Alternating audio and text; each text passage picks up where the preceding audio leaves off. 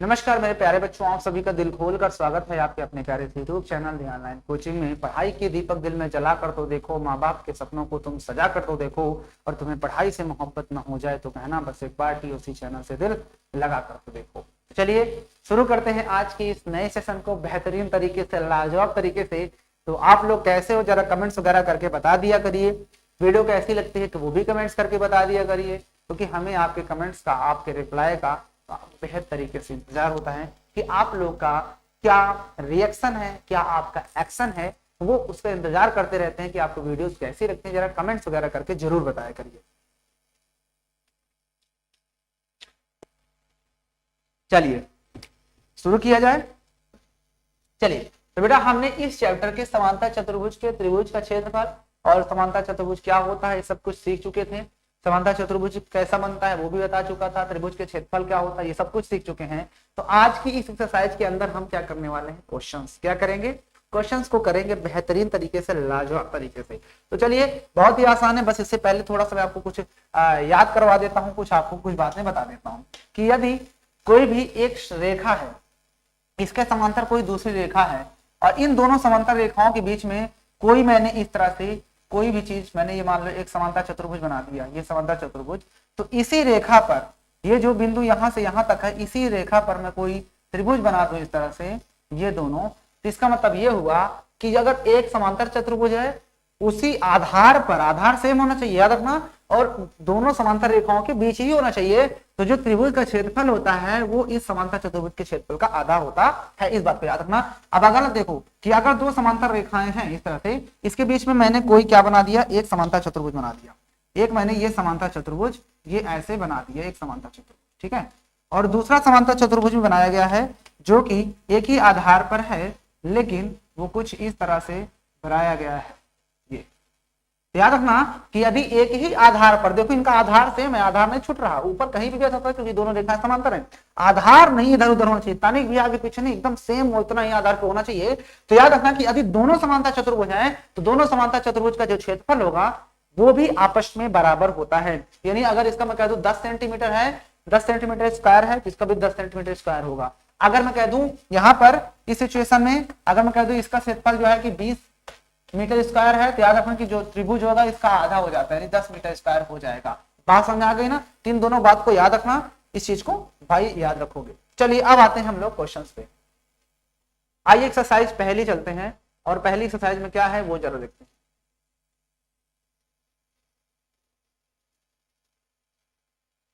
जिंदगी एक सफर है सुहाना, कल क्या किसने जाना। चलिए देखिए प्रश्नावली 9.1 क्या कह रही है। प्रश्नावली 9.1 कि निम्नलिखित आकृतियों में से कौन सी आकृतियां एक ही आधार और एक ही समांतर रेखाओं के बीच स्थित है। यदि स्थिति में ऐसी स्थिति में उभयनिष्ठ आधार और दोनों समांतर रेखाएं लिखिए। मतलब हमें इसमें उभयनिष्ठ आधार बताना है और दोनों समांतर रेखाओं को भी बताना है। अब ये कैसे ही बन सकता है, हमें ये ढूंढना है कि इसमें से कौन सी ऐसी आकृतियां हैं जो कि एक ही आधार और एक ही समांतर रेखाओं के बीच स्थित है। यानी दोनों, ये जैसा ये रेखा है, ये रेखा उसी एक ही आधार पर होना चाहिए और दोनों समांतर रेखाओं के बीच स्थित होना चाहिए, तभी वो क्या होगा, वो चीज है कौन सी आकृति वो बताना है। तो चलिए पहली आकृति को हम देखते हैं। इस आकृति को, जो ये आकृति बनी हुई है कुछ इस तरह से आपके सामने, यहीं पर इस चीज को समझो। तो आप अगर पहले वाली आकृति को देख रहे हो बेटा, आप पहली आकृति को देख रहे हो, तो यहां पर आपको समझ में आ रहा होगा कि एक रेखा जो बना है ये डी सी, और ये बना हुआ है ऐसे, ठीक है। और उसके बाद एक और बना हुआ है इसी आधार पे ऐसे जा रहा है।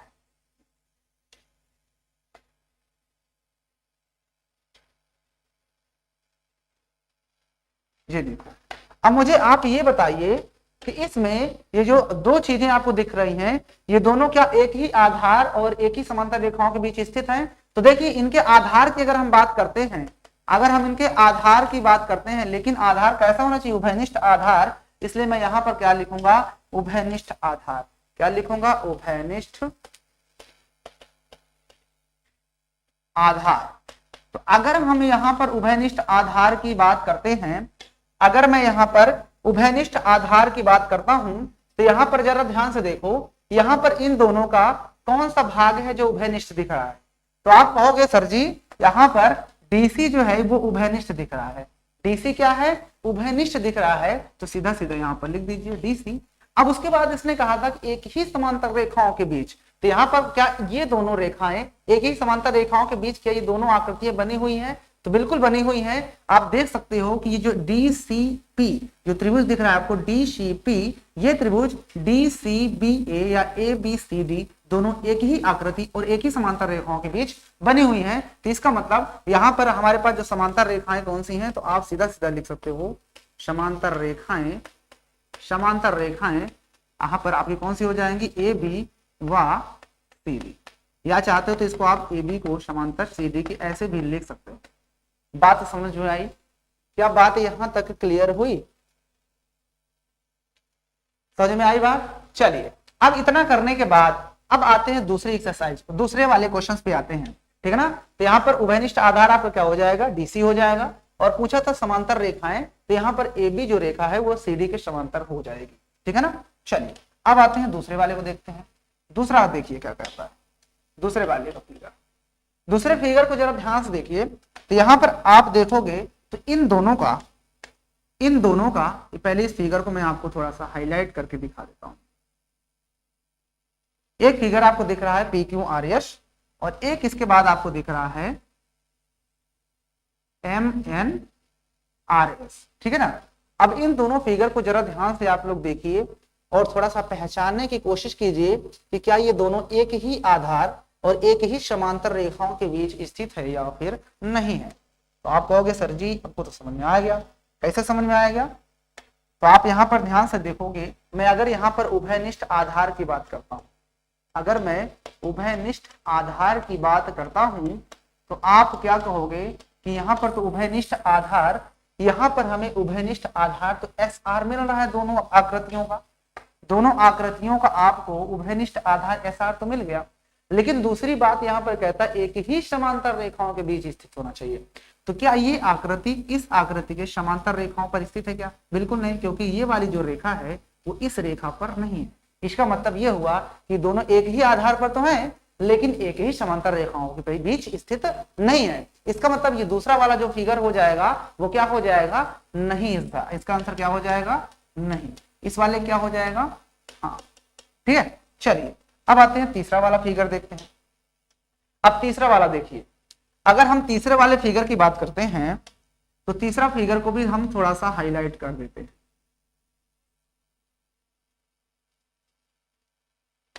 एक फिगर आपको दिख रहा है PQRS और एक आकृति आपको दिख रही है PQR। अब इन दोनों आकृतियों को अगर आप ध्यान से देखोगे तो इसमें भी हमें क्या लिखना है? वही चीज, पहले तो हमें पहचानना है कि उभयनिष्ठ आधार क्या है। तो उभयनिष्ठ आधार वही लिया जाएगा, कैसे भी फिगर में हो सकता है उभयनिष्ठ आधार। तो आप यहाँ पर ध्यान से देख सकते हो, तो ये आपको जो QR है वो आपको इस समांतर चतुर्भुज जैसा जो चतुर्भुज बना हुआ है उस पर भी दिख रहा है। और दूसरा ये QR जो है वो इस त्रिभुज की भी एक भुजा है और ये दोनों भुजाएं एक ही हैं। इसका मतलब ये हमारा उभयनिष्ठ आधार हो जाएगा जिसका नाम है QR। अब हम बात करते हैं कि क्या ये दोनों एक ही समांतर रेखाओं के बीच स्थित है? तो बिल्कुल कहोगे गुरु जी बिल्कुल सही बात है। क्यों? क्योंकि देखिए इस त्रिभुज का एक शीर्ष इसी बिंदु पर स्थित है, इस रेखा पर, और यही रेखा जो PS है वो इस त्रिभुज की भी एक भुजा है। इसका मतलब ये हुआ कि जो PS है, PS जो है वो समांतर किसके है? आपके QR के। यानी कि यही दोनों समांतर रेखाएं हो गई। तो यहाँ पर जो समांतर रेखाएं वो कौन सी हो जाएंगी? समांतर रेखाएं। तो आप समांतर रेखाएं आप यहाँ पे लिख सकते हो कि जो PS है वो QR के समांतर है। तब बताओ क्या ये एक ही आधार और एक ही समांतर रेखाओं के बीच स्थित है? तो इसका भी आंसर क्या हो जाएगा? हाँ, ठीक है। क्यों होगा वो भी रीजन आपको लिखना पड़ेगा। चलिए अब आते हैं अगले क्वेश्चन पे। अगला क्वेश्चन जरा देखते हैं ध्यान से। अगला क्वेश्चन देखिए, क्वेश्चन नंबर 4। देखो क्वेश्चन नंबर 4 को भी हम हाईलाइट कर देते हैं।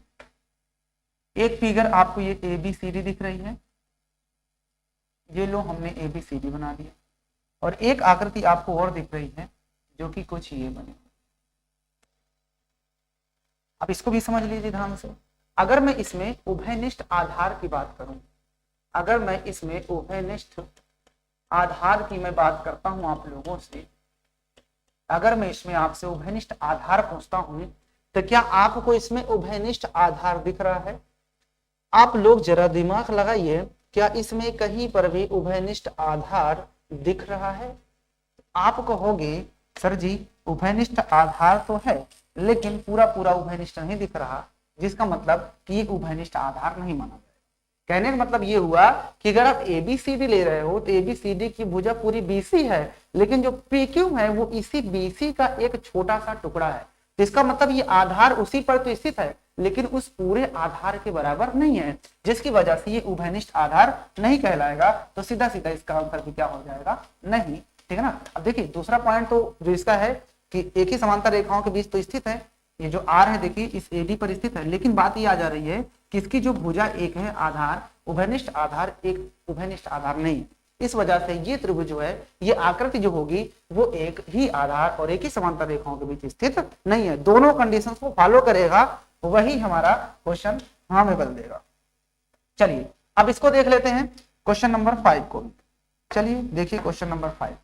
अगर हम क्वेश्चन नंबर 5 पे चलते हैं तो क्वेश्चन नंबर 5 पे भी आपको ये आकृति दिख रही है। क्वेश्चन नंबर 5 की आकृति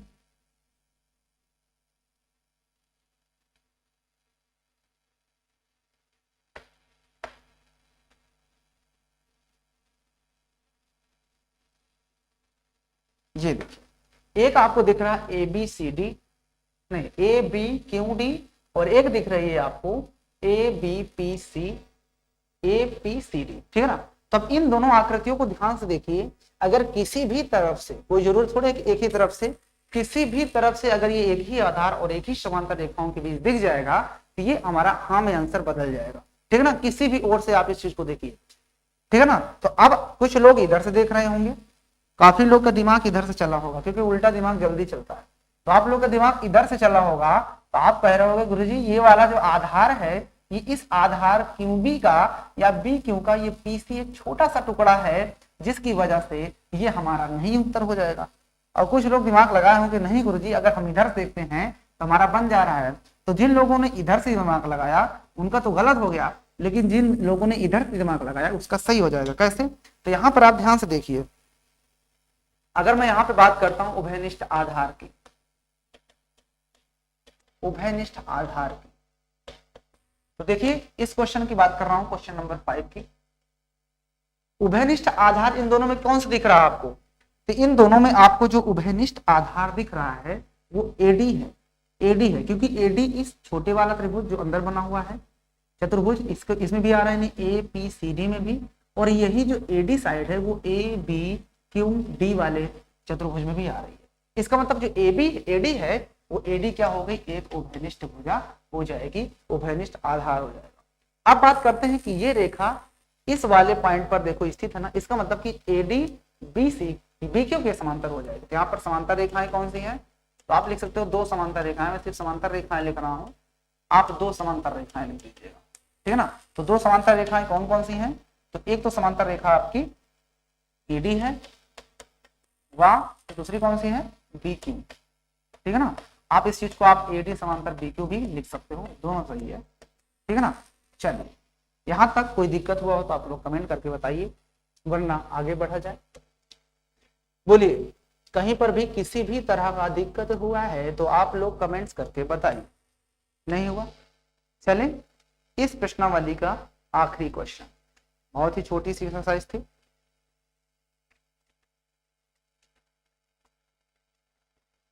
चलिए देखिए अब हम बात कर लेते हैं लास्ट वाला क्वेश्चन। अब अगर आप इस चतुर्भुज की बात करते हो लास्ट वाले क्वेश्चन की, तो इसको भी थोड़ा सा मैं हाईलाइट कर देता हूं।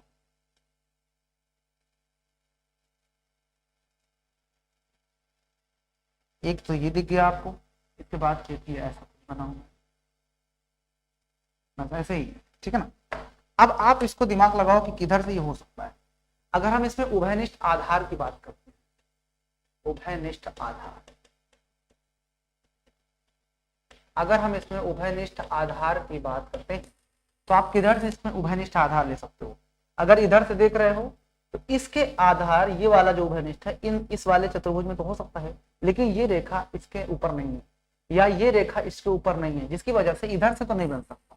अब अगर इधर से आप देखना चाहते हो तो अगर एस आर को देखोगे तो इसके समांतर तभी कह सकते हो क्योंकि ये इसका एक छोटा सा टुकड़ा है, ये जो है इस एस आर का एक छोटा सा भाग है, ये इस पर पूरा पूरा नहीं है, तो इसको हम उभयनिष्ठ आधार नहीं कह सकते। इसका मतलब कि जब छोटा सा आधार ही इसका पूरा नहीं है, इसका मतलब किधर से नहीं बन रहा है, किसी भी ओर से नहीं बन रहा, तो सीधा सीधा इसका आंसर हम क्या लिख देंगे, नहीं लिख देंगे, नहीं यह एक ही आधार और एक ही समांतर रेखाओं के बीच स्थित नहीं, तो ये आकृति भी नहीं हो जाएगी। तो इसमें से कौन कौन सी हाँ थी जरा देख लेते हैं एक बार फिर से।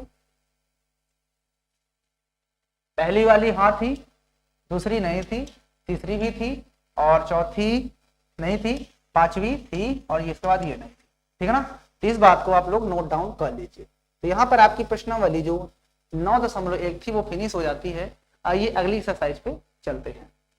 अब अगली एक्सरसाइज में आपको सीखना है एक ही आधार और एक ही समांतर रेखाओं के बीच समांतर चतुर्भुज। तो मैंने आपको एक चीज बताया था, आपको ये चीज बताया था कि कभी भी एक ही आधार हो, जैसा मैंने इधर बता देता हूँ इस बात को फिर से। मैंने आपको इंट्रोडक्शन वीडियोज में बताया था पूरा कि अगर एक ही आधार है, मान लो कुछ इस तरह से, यदि मैं इसको आपको कुछ इस तरह से, ये एक ही आधार हो गया, एक ही आधार, और इसी पर एक समांतर चतुर्भुज बनाना है। एक मैं दूसरी रेखा खींच लेता हूँ यहाँ पे, इसी के समांतर जैसे, ठीक है ना। ओके, अब ये हो गई एक रेखा और एक हो गई ये रेखा। अब इसके बीच आपको समांतर चतुर्भुज बनाना है, तो समांतर चतुर्भुज तो आपको बनाना आता है। ये मैंने एक समांतर चतुर्भुज बना दिया कुछ ऐसे,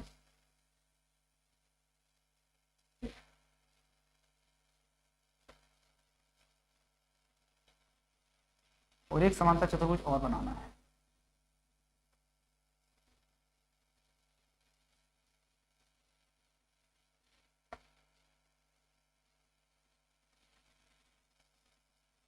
ये देखिए यहां पर मैंने दो समांतर चतुर्भुज बनाए। एक तो आपको ध्यान से देखना है, एक मैंने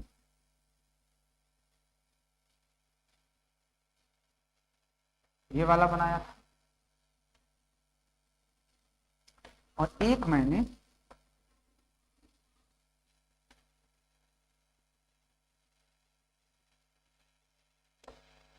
ये बनाया था। चलिए मैं दोनों का नाम लिख देता हूँ। एक का है A B C D E F. अब मैं आपसे कहूं कि ये दोनों जो समांतर चतुर्भुज बने हैं, इन दोनों का क्षेत्रफल की बात करते हैं। तो याद रखना, अभी मैंने बताया तुमको, क्या बताया कि अगर कभी भी दो समांतर रेखाएं जो आपको दिख रही हैं, उन्हीं समांतर रेखाओं के बीच में ये दो समांतर चतुर्भुज बने हुए, देखिए ये दोनों समांतर चतुर्भुज बने हुए हैं, इसका मतलब कि इन दोनों का जो क्षेत्रफल होगा, इन दोनों चतुर्भुज, इन दोनों समांतर चतुर्भुज का जो क्षेत्रफल होगा वो क्या होगा, बराबर बराबर। मतलब कि अगर आप कहना चाहते हो तो area of A B C D नहीं ए बी सी ई लेना पड़ेगा, ए बी सी ई, ये बराबर होगा आपका area of A B C E, अब A B F D, A B F D. तो इस बात को भी आप नोट डाउन कर लीजिए, ठीक है ना।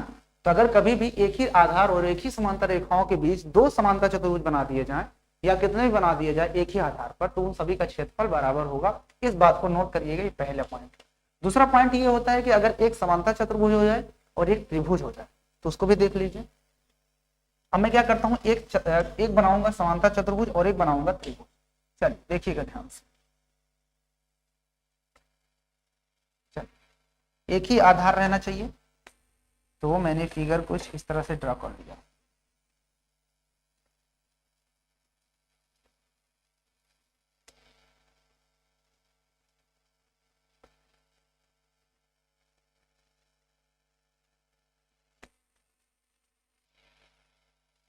अब देखिए यहां पर ध्यान से, एक तो आपको दिख रहा होगा यहाँ पर कि एक मैंने ए बी सी डी बनाया समांतर चतुर्भुज।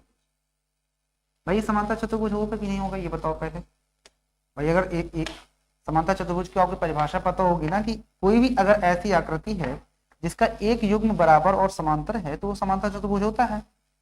इसलिए एक समांतर चतुर्भुज बनाया और एक मैंने ये त्रिभुज बनाया। अब इन दोनों की समझ लेना बात को, आधार सेम होना चाहिए, इस बात को मैं ऐसे याद रखना कि आधार तो सेम ही होना चाहिए। तो यहाँ पर आप ध्यान से देखोगे तो मैं इसके बाद नाम दे देता हूँ ए बी सी डी और ई। तो यहाँ पर जो आपका त्रिभुज का एरिया होगा यानी area of A B E, इसका एरिया क्या होगा, आधा होगा। क्या होगा, आधा होगा किसके एरिया के, तो area of A B C D के, ए बी सी डी। इस बात को याद रखना, मतलब कि कभी भी अगर आपको समांतर चतुर्भुज का एरिया दे दे कि भैया ये 80 मीटर स्क्वायर है, तो जो आपका ये त्रिभुज बनेगा वो उसका जस्ट आधा हो जाएगा, मतलब कि 40 मीटर स्क्वायर। ठीक है ना, तो इस बात को भी आप नोट डाउन कर लीजिएगा। कभी भी एक ही आधार पर, एक ही आधार और एक ही समांतर रेखाओं के बीच एक समांतर चतुर्भुज बना दिया जाए और एक त्रिभुज बना दिया जाए, तो जो त्रिभुज का एरिया होगा वो उस समांतर चतुर्भुज के एरिया का आधा होगा, या यूं कह लो कि जो त्रिभुज होगा उसका जो एरिया होगा उसका डबल होगा, यानी उसका 2 गुना होगा समांतर चतुर्भुज का एरिया। बताइए ये बात क्लियर हुई? अगर ये दोनों बात क्लियर हो गई तो हम एक्सरसाइज को आसानी से कर सकते हैं। ऑलरेडी मैं ये चीज बता चुका था, एक बार मैंने फिर से बता दिया। चलिए आते हैं एक्सरसाइज पे और मजेदार क्वेश्चन को मजेदार तरीके से करते हैं।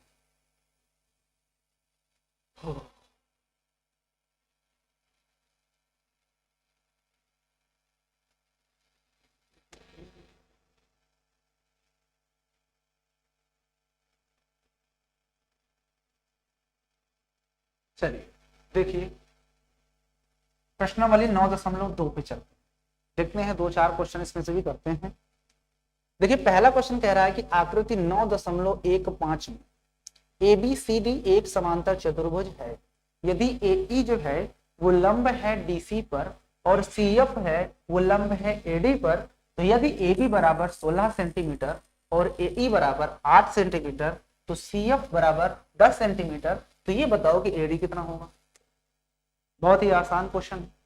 आकृति आपके पास बनी हुई है, इस आकृति को हम क्या करते हैं इधर बनाते हैं और पहला क्वेश्चन को सॉल्व करने का प्रयास करते हैं। तो चलिए देखिए एक चतुर्भुज एबीसीडी कुछ इस तरह से बना हुआ है, तो हम भी ऐसे ही बना लेते हैं।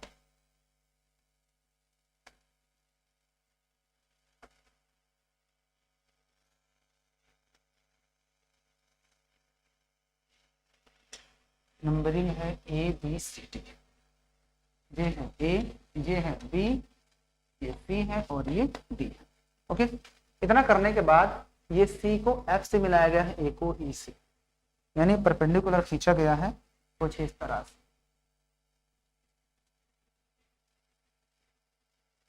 और यहां से परपेंडिकुलर ये ए ई है और ये सी एफ है, ये 90 डिग्री और ये 90 डिग्री। ये फिगर आपके सामने बनकर तैयार है। तो चलिए जो जो दिया है हम पहले उसको लिख लेते हैं। देखिए दिया क्या है, दिया है ए बी सी डी एक समांतर चतुर्भुज है। तो दिया है जो अपने से लिख सकते हो, कुछ भी जो जो दिया है आप वो लिख दो। तो दिया है आपके पास कि ए बी सी डी एक क्या है, एक समांतर चतुर्भुज, एक समांतर चतुर्भुज है, ठीक है, जिसमें ए ई लंब डी सी है, जिसमें आप लिख दो आगे, जिसमें ए ई ये लंब है किस पर, सी डी पे, तथा दूसरा सी एफ जो है ये लंब है ए डी पर। कितनी बातें आपको इस प्रश्न में दी हुई, ठीक है ना। तो सी एफ लिखो या एफ सी, बात वही है, ठीक है ना। इसके अलावा भी कुछ चीजें दी हुई हैं उनको भी लिखते हैं। ए बी बराबर 16 सेंटीमीटर, ए बी बराबर आपको दिया है 16 सेंटीमीटर। ओके, इसके बाद आपको दिया है ए ई 8 सेंटीमीटर, तो ए ई भी लिख देते हैं यहीं पे, ए ई है 8 सेंटीमीटर। इसके बाद अगला दिया हुआ है आपके पास C F 10 centimetre, C F भी लिख देते हैं जो कि 10 सेंटीमीटर के बराबर है। और साथ में एडी हमें फाइंड आउट करना है, एडी हमें फाइंड आउट करना है। तो इसको आप यहां पर न लिख करके आप अगला नंबर डाल सकते हो, ज्ञात करना है। ये आप पर डिपेंड है कि आप क्वेश्चन को कैसे लगाते हो।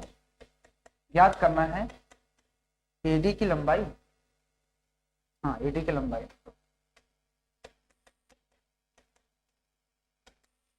चलिए अब इसको हम हल करते हैं।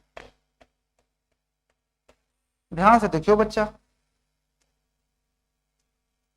देखो क्वेश्चन में इसने ये कहा था कि एबीसीडी एक समांतर चतुर्भुज है। तो अगर एबीसीडी एक समांतर चतुर्भुज है तो आपको पता होना चाहिए कि सम्मुख भुजाएं क्या होती हैं, समांतर होती है या नहीं होती है। यानी कि एबीसीडी की जो सम्मुख भुजाएं हो जाएंगी वो आपस में क्या हो जाएंगी, बराबर भी होंगी और समांतर भी होंगी। तो बताइए एक क्वेश्चन और कि अगर कोई ऐसा समांतर चतुर्भुज हो जिसकी सम्मुख भुजाएं बराबर और समांतर हो जाए तो वो कैसा चतुर्भुज बन जाता है। आप लोग कमेंट्स करके बताइएगा जिसे पता हो कि ऐसा चतुर्भुज आपको बना दिया जाए, कोई ऐसा समांतर चतुर्भुज जिसकी सम्मुख भुजाओं का युग्म समांतर और बराबर हो, तो वो सब चतुर्भुज का क्या नाम होगा। चलिए अब देखिए यहां पर आपको ये तो पता है कि एबीसीडी क्या है, एक समांतर चतुर्भुज है। एक क्या है, ये समांतर चतुर्भुज, ठीक है ना। जब ये समांतर चतुर्भुज है तो हम ये कह सकते हैं ना कि इसकी जो ए बी साइड होगी वो सी डी के बराबर, और ए बी साइड जो है, या यहां पर आप लिख सकते हो तथा आपकी जो ए बी साइड होगी वो समांतर भी होगी सी डी के। और इसके बाद आप ये भी कह सकते हो कि जो ए डी साइड होगी वो बराबर हो जाएगी आपकी बी सी के, तथा जो ए डी है वो समांतर भी होगी बी सी के। ओके, अब इतने से ही अपना काम हो जाना है। आपको अब ये पता है कि समांतर चतुर्भुज का क्षेत्रफल क्या होता है। तो आप बताइए समांतर चतुर्भुज का क्षेत्रफल क्या होता है। यहाँ पर लिखेंगे समांतर चतुर्भुज का क्षेत्रफल। तो बताइए समांतर चतुर्भुज का क्षेत्रफल क्या होता है, आधार गुना ऊंचाई, यही पता है ना। ऊंचाई तो बताया था एकदम शीर्ष लंब, आप चाहो तो यहाँ पर इसको शीर्ष लंब भी लिख सकते हो। ऊंचाई हमेशा एकदम परपेंडिकुलर, ठीक है ना, शीर्ष लंबाई या शीर्ष लंब लिखना इसको, ठीक है। ओके, अब देखिए अगर इस प्रश्न में देखोगे तो अगर एबीसीडी की हम बात करते हैं तो आधार कौन सा लोगे, आधार उसी का लेना है जिसका हमें लंब पता हो। तो यहाँ पर आप ध्यान से देखोगे तो यहाँ पर आप देख रहे हो एबीसीडी में, तो आप आधार अगर एडी ले रहे हो, आधार अगर आप एडी ले रहे हो तो ऊंचाई क्या होगी आधार एडी के थ्रू, तो सीएफ लेना पड़ेगा। और अगर आप आधार क्या ले रहे हो, सीडी ले रहे हो, अगर आधार आप सीडी ले रहे हो तो आपको ऊंचाई क्या लेना पड़ेगा, तो आपको ऊंचाई एई लेना पड़ेगा। क्या लेना पड़ेगा, एई, क्योंकि दोनों का क्षेत्रफल वही है भाई। चतुर्भुज के क्षेत्रफल चाहे जिधर भी लगाओ समांतर चतुर्भुज का हमेशा बराबर ही आएगा। बात समझ आए ना। तो इसका मतलब यहाँ पर जो चीजें हुई वो कुछ इस तरह से हो जाएगा। अब जो वैल्यू दी है उसको रख देंगे। तो आपके पास देखो क्वेश्चन में दिया था ए बी कितना दिया हुआ है, ए बी 16 सेंटीमीटर है, मतलब ये साइड आपको 16 सेंटीमीटर दी। ए आपके पास 8 सेंटीमीटर था, मतलब ये 8 सेंटीमीटर होगी। और उसके बाद C F 10 centimetre, C F ये 10 सेंटीमीटर है, और हमें बताना है ए डी कितना होगा। चलिए अब रख देते हैं वैल्यू। सी डी कितना है,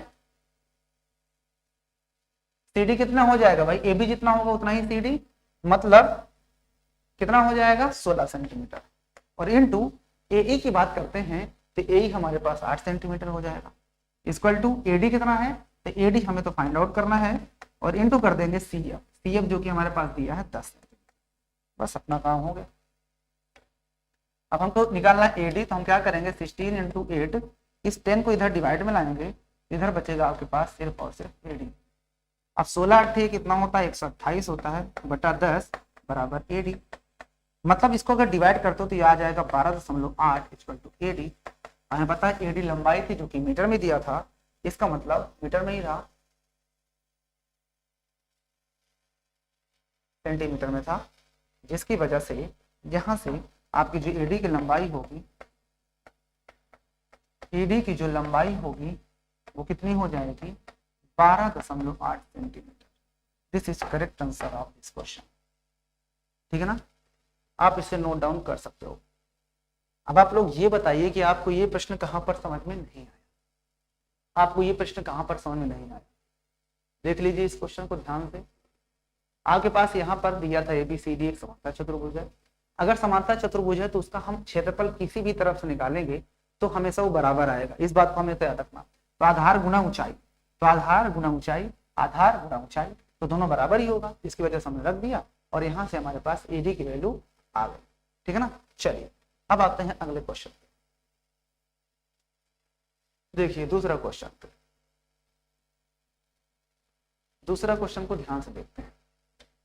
कहता है ये यदि ई एफ जी और एच क्रमशः समांतर चतुर्भुज ए बी सी डी की भुजाओं के मध्य बिंदु हैं तो दर्शाइए कि आपके पास जो ई एफ जी एच चतुर्भुज बनेगा उसका area A B C D का आधा होगा। तो इसको हमने तो प्रमेय में पढ़ा था। चलिए हम एक बनाएंगे ए बी सी डी एक समांतर चतुर्भुज। तो दूसरे क्वेश्चन के लिए हमें एक ए बी सी डी एक समांतर चतुर्भुज बना लेते हैं। ये रहा एक समांतर चतुर्भुज।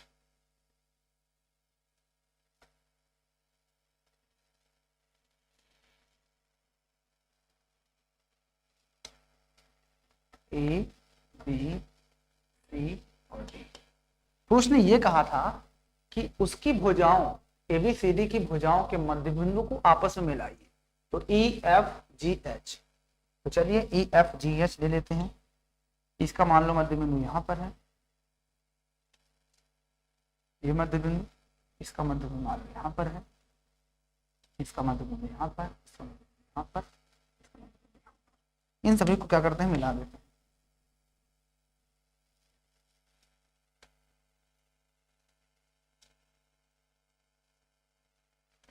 ये लो मैंने सभी को मिला दिया। ई एफ जी एच। तो मान लो ये ई है, एफ जी। बहुत ही आसान क्वेश्चन है। देखो ध्यान से, जो जो दिया है उसको पहले लिखना पड़ेगा आपको। तो लिख लीजिए जो दिया है। आपके पास दिया है कि ए बी सी डी एक समांतर चतुर्भुज। ये क्या है, ये एक समांतर चतुर्भुज। तो भाई अगर ये एक समांतर चतुर्भुज है, इतना चीजें तो हमें पता ही है कि इसके अपोजिट साइड बराबर हो जाएगी और साथ में समांतर भी होंगी। ठीक है, इसके अलावा और क्या दिया हुआ है, इसके मध्य बिंदु दिए है।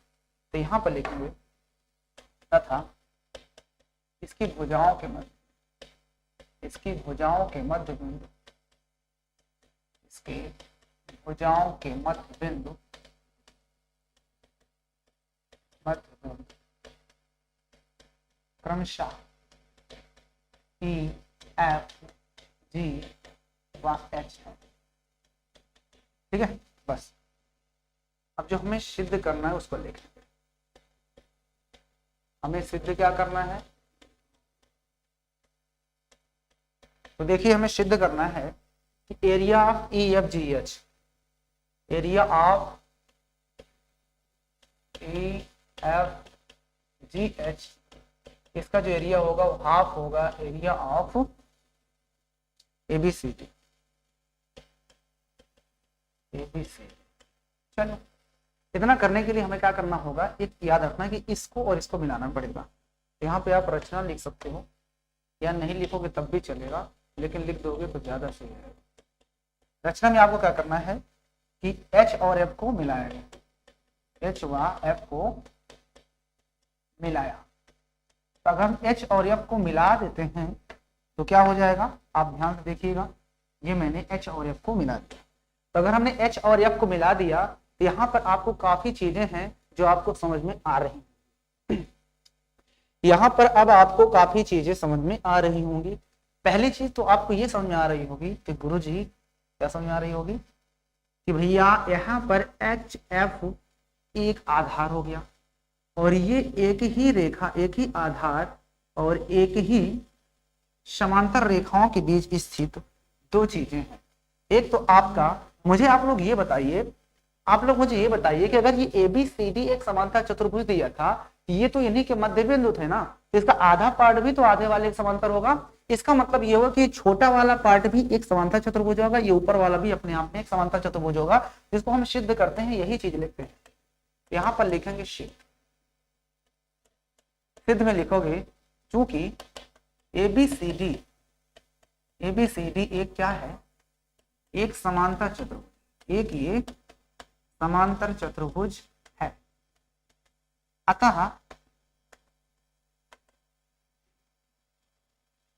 अतः ए बी एफ एच भी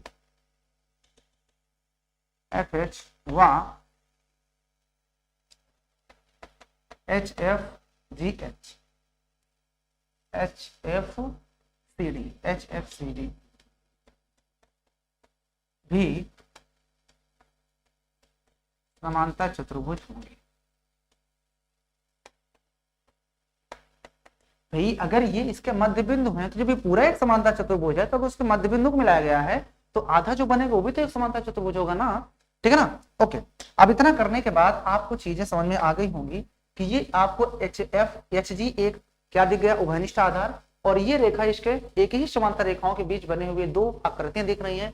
कौन सा, एक तो आपको ये समांतर चतुर्भुज और एक आपको ये त्रिभुज। तो आपको समझ में आया, अभी मैंने बताया था कि जब दो एक ही आधार और एक ही समांतर रेखाओं के बीच एक समांतर चतुर्भुज हो और एक त्रिभुज हो तो जो त्रिभुज का एरिया होता है वो उस समांतर चतुर्भुज के एरिया का आधा होता है। तो बस इसी चीज से अपना काम हो जाएगा। तो यहाँ पे लिखेंगे अतः, अब यहाँ पे लिखेंगे चतुर्भुज ए बी एफ एच एक समांतर चतुर्भुज है, एक समांतर चतुर्भुज है तथा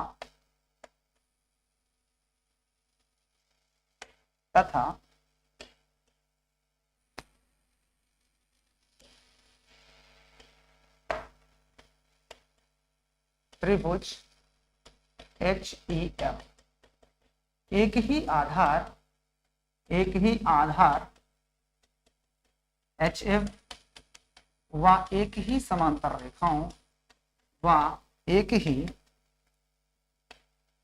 समांतर रेखाओं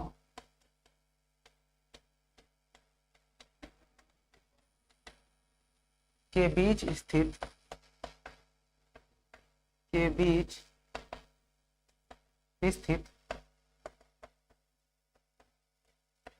आकृतियां हैं।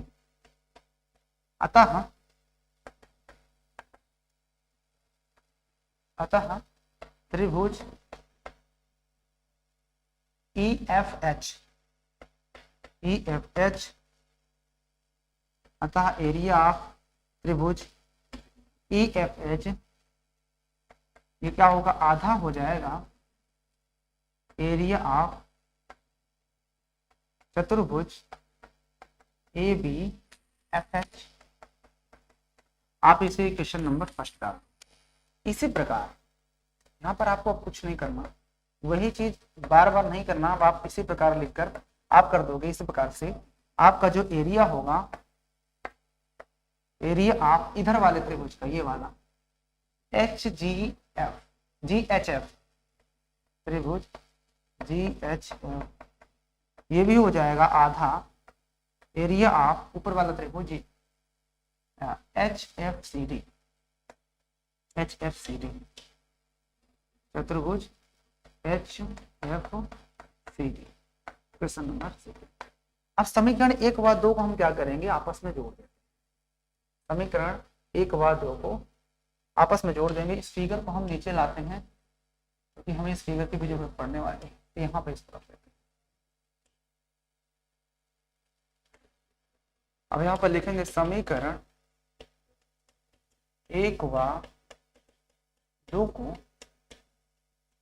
जोड़ने पर 1 व 2 को हम आपस में क्या कर देंगे, जोड़ देते हैं।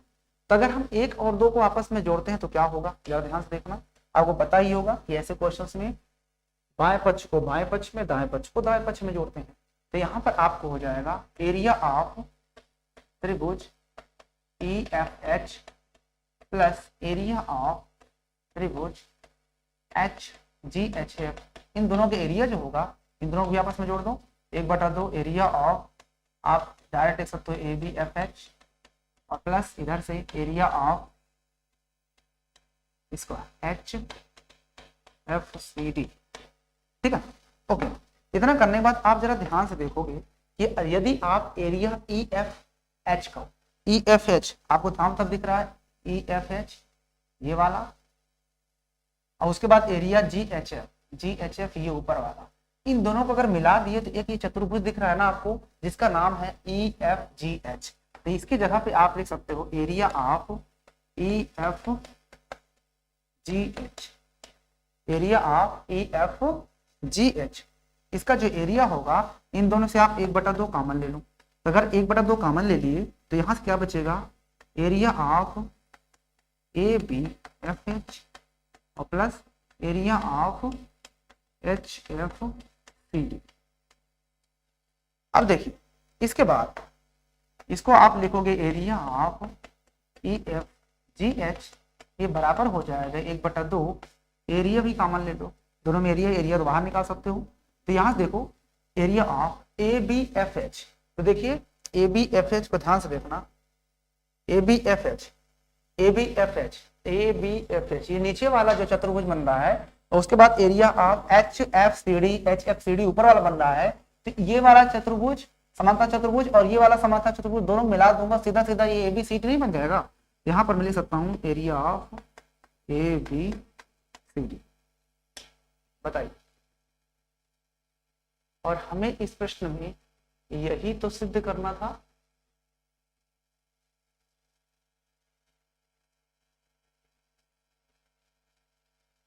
यस, यही सिद्ध करना था हमको, और यहां पर आपका ये सिद्ध हो चुका है। एक बार इसको फिर से आप लोग समझ लीजिए। देखो क्वेश्चन में कह रहा था कि आपके पास एक ABCD एक समांतर चतुर्भुज है, उसकी भुजाओं के मध्य बिंदुओं को मिलाकर के एक चतुर्भुज और बनाया गया है। तो यहाँ पर आप ध्यान से देखो कि ABCD एक समांतर चतुर्भुज बना दिया, इसके बाद इसके मध्य बिंदुओं को मिला दिया तो एक चतुर्भुज और बन गया। इसके बाद इसने ये कहा था कि हमें ये सिद्ध करना है कि जो छोटा वाला चतुर्भुज बना है, छोटा वाला इस बड़े वाले चतुर्भुज का आधे के बराबर। तो हमने क्या किया, इस H और F को मिला दिया। H और F क्या थे, मध्य बिंदु थे। तो जब ये पूरा चतुर्भुज समांतर चतुर्भुज था तो आधा भी समांतर चतुर्भुज होगा। इसका मतलब कि अब ये वाली रेखा उभयनिष्ठ हो गई इसके, तो ये रेखा इसके उभयनिष्ठ है, और ये एक ही आधार और एक ही समांतर रेखाओं के बीच स्थित दो आकृतियां हैं। तो हमेशा याद रखना कि त्रिभुज का जो क्षेत्रफल होता है वो उस समांतर चतुर्भुज के क्षेत्रफल का आधा होता है। तो यही बात मैंने यहाँ पर लिख दी। इतना लिखने के बाद मैंने क्या किया, यही काम इसी प्रकार करके ये चीज कर दिया कि इसका जो एरिया होगा वो इस ऊपर वाले चतुर्भुज का, समांतर चतुर्भुज का आधा के बराबर होगा, लिख दिया। फिर मैंने क्या किया, इस दाएं पक्ष को दाएं में, बाएं पक्ष को बाएं में ऐड कर दिया। तो अगर आप HEFH एरिया में ये वाले एरिया त्रिभुज का इसमें जोड़ दोगे तो पूरा पूरा एक चतुर्भुज नहीं दिख रहा, तो ये पूरा चतुर्भुज नहीं दिखता हूँ, इसका एरिया आ जाएगा। अगर भाई मैं कह देता हूँ कि यहाँ पर एक आकृति ऐसी है, मैंने कह दिया इसका एरिया तुम्हारे पास दिया है और इसका एरिया दिया है, अगर आप दोनों जोड़ दोगे तो पूरा पूरा इसका एरिया नहीं आ गया, बात समझ। तो वही चीज हो गया, इसका एरिया पूरा बन गया। उसके बाद इधर भी हमने AFGH, ये छोटा वाला जो आपको दिखा था, ये छोटा वाला जो आपको दिखा था, ये इसका, और इसके बाद ये वाला ऊपर वाला, इन दोनों को आपस में अगर हम जोड़ देंगे ये सीधा सीधा ये बड़ा वाला नहीं बन जाएगा, ये बड़ा वाला है ना। तो वही चीज मैंने लिख दिया ABCD, ठीक है ना, बात समझ आई, ठीक है। तो यहाँ पर EFGH का जो एरिया हो गया वो 1/2 एरिया ऑफ ABCD के बराबर हो गया, और यहाँ पर आपका ये क्वेश्चन भी फिनिश हो गया। तो मुझे उम्मीद है कि आपको ये प्रश्न बहुत ही शानदार तरीके से समझ में आया होगा। जिसे समझ में नहीं आया वो एक बार इसको स्क्रीनशॉट ले ले या वीडियो को बैक करके देख सकता है। ये देखिए फिगर को आपको यहीं भी बनाना है, ठीक है ना, समझाने के लिए नीचे रखा था, फिर आप ऐसे करते जाइए क्वेश्चन को, सिद्ध हो गया, ठीक है। तो मुझे उम्मीद है कि आपको क्वेश्चन बहुत ही बेहतरीन तरीके से समझ में आया होगा। वीडियो पसंद आई हो तो लाइक कर देना, चैनल पर नए हो तो सब्सक्राइब कर लेना, बेल आइकन भी प्रेस कर लेना। बाकी आपसे मिलेंगे हम जल्द ही नई वीडियो के साथ, नए क्वेश्चन के साथ। तब तक के लिए जय हिंद।